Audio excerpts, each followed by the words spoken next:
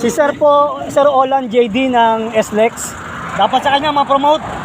Kusang huminto, tinulungan kami. Napakalaking blessing sa amin ni Sir Olan JD. Kung wala siya, hirap na hirap kami. Bigyan dumating. Salamat sa Panginoon yun. Natulad po kami. First time namin magpalit ng gulong ni Brother Chris. Ayan. Sobrang pasalamat namin kay Sir Olan. Very, exemplary Star Tollway enforcer or policeman. Thank you, Lord. Woo! Grabe, first time namin magpalit ang gulong. Uy, kapatid si Sir.